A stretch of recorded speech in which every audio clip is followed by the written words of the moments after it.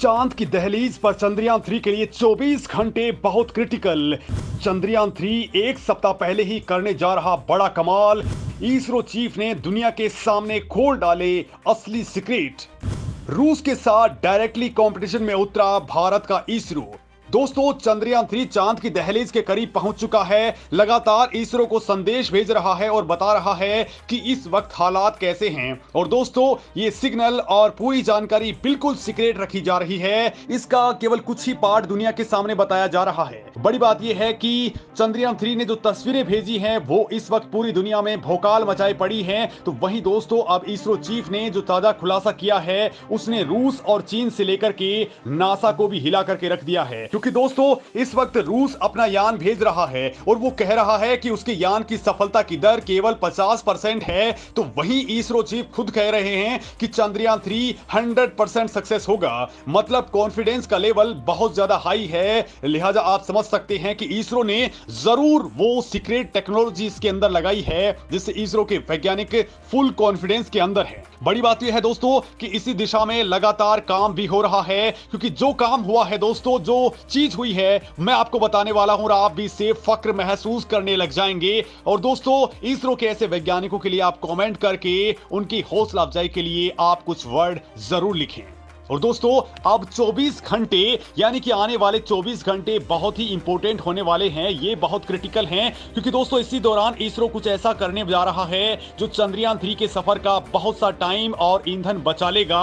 और इसको लेकर के इसरो चीफ ने भी एक बड़ी बात कही है। क्योंकि दोस्तों, अब रूस के लूना 25 मिशन की खबर लीक होते ही इसरो चंद्रयान 3 के साथ बड़ा खेल करने जा रहा है। क्या खेल करने जा रहा है दोस्तों, ये बहुत इंपॉर्टेंट है। क्योंकि जो काम 9 अगस्त को ही होना था वो 6 अगस्त को ही इसरो पूरा कर चुका है। जो काम अब 14 और 16 अगस्त तक कंप्लीट होना था वो 24 घंटे के अंदर ही पूरा हो जाएगा। मतलब दोस्तों, इसरो के पास में एक सप्ताह से भी ज्यादा का टाइम बच चुका है और ईंधन बहुत ज्यादा बच चुका है। तो आखिर ये हो क्या रहा है? क्या भारत अब खुल करके रूस के साथ में कंपटीशन पर उतर आया है? इसरो चीफ ने अचानक क्यों कहा है कि सारे सेंसर्स और दोनों इंजन अगर फेल भी हो गए तो भी हम चंद्रयान 3 को सेफ लैंड करवा लेंगे? तो ये कॉन्फिडेंस किस टेक्नोलॉजी के तहत आ रहा है? क्या है वो सीक्रेट टेक्नोलॉजी जो अब हमारे चंद्रयान के साथ में अटैच्ड है? तो दोस्तों, सच मानिए, असली खेल शुरू हो चुका है और ये जानकर के आप भी अब फक्र महसूस करने वाले हैं। दोस्तों, इसरो चीफ ने जो सीक्रेट रिवील किया है उससे पहले आपको बता दूं कि हमारा चंद्रयान 3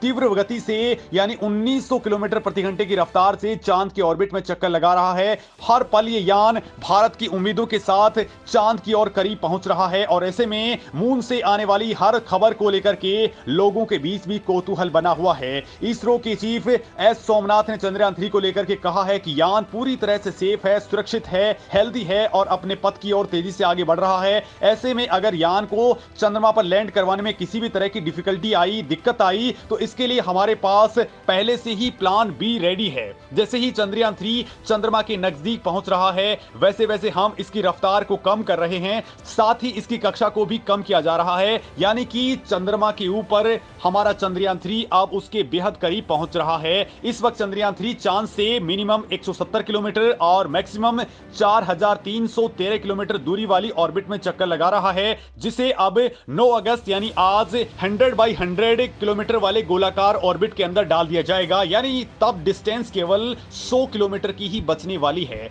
दोस्तों, ये काम 14 और 16 अगस्त को होने वाला था, लेकिन अब टाइम फ्रेम इसरो ने अचानक से कम कर दिया है। हालांकि इसरो ऐसा क्यों कर रहा है, इसको लेकर के कोई भी बड़ी बात उन्होंने सार्वजनिक नहीं की है, लेकिन आप खुद भी समझ सकते हैं कि जब रूस अचानक से अपना यान भेजकर कंपटीशन पर आमादा है तो इसरो भी पीछे नहीं है। दोस्तों, हम रूस को सीधे सीधे टक्कर दे सकते हैं, उससे आगे भी जा सकते हैं, तो वो बात मैं आपको बताता हूं। दरअसल दोस्तों, इसरो अब 23 अगस्त से पहले भी इसकी लैंडिंग करवा सकता है, क्योंकि दोस्तों इसरो लैंडर के मामले में रूस से भी कहीं आगे बढ़ चुका है। दोस्तों, कुछ दिन पहले मैंने आपको बताया था कि जापान भी चाहता है कि वो भारत का लैंडर इस्तेमाल करे, यानी जो चंद्रयान 4 भेजा जाएगा उसके अंदर लैंडर हमारा रहेगा।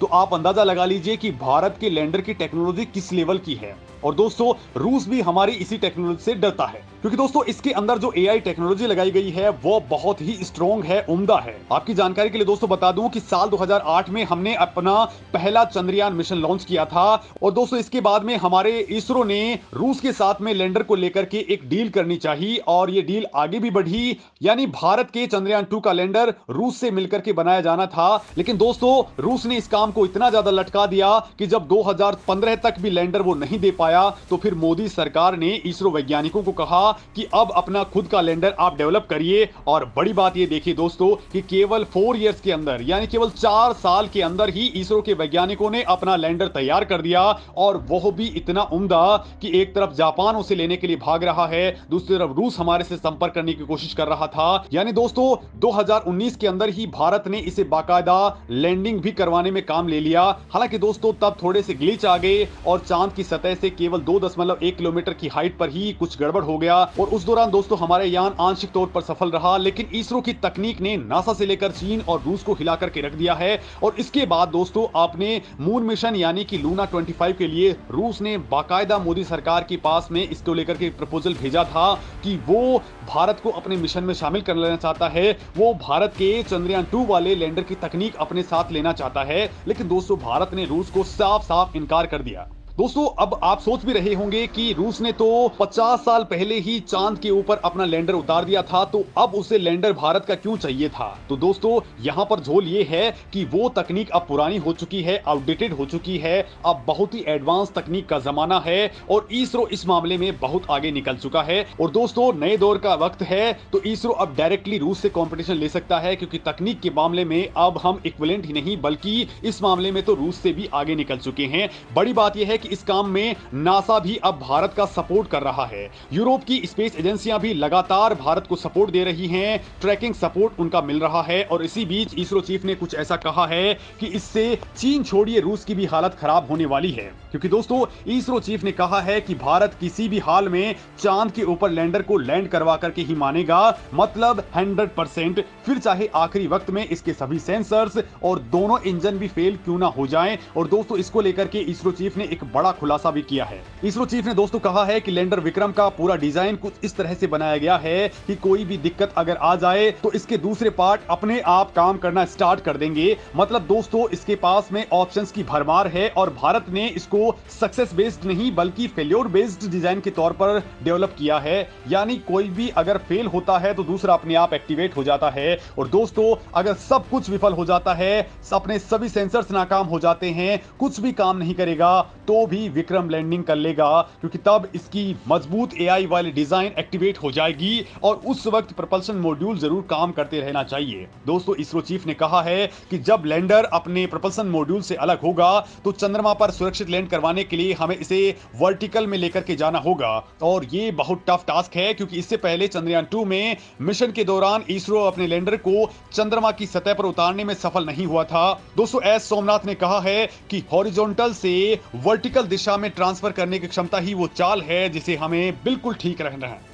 पिछली बार केवल यही समस्या आई थी और मिशन नाकामयाब हो गया था, लेकिन इस बार ऐसा नहीं होने वाला है। इसरो चीफ ने दोस्तों कहा है कि 100 किलोमीटर तक हमें कोई भी कठिनाई नहीं आ रही है, समस्या केवल पृथ्वी से लैंडर की स्थिति का अनुमान लगाने में है और ये कैलकुलेशन बहुत ज्यादा महत्वपूर्ण है। और दोस्तों इसरो ने इसको लेकर के भी अपने प्लान में बदलाव कर लिया है और इसके मुताबिक ही कक्षा में बदलाव किया जा रहा है ताकि कोई भी भटकाव इसके दौरान नहीं हो। अब इसरो का पूरा फोकस बस इस बात पर है कि ईंधन की खपत कम हो, दूरी की गणना बिल्कुल एक्यूरेसी के साथ हो और सभी एल्गोरिदम ठीक से काम करते रहें। और अच्छी बात यह है कि चंद्रयान 3 बिल्कुल प्रॉपर और शानदार नतीजे दे रहा है।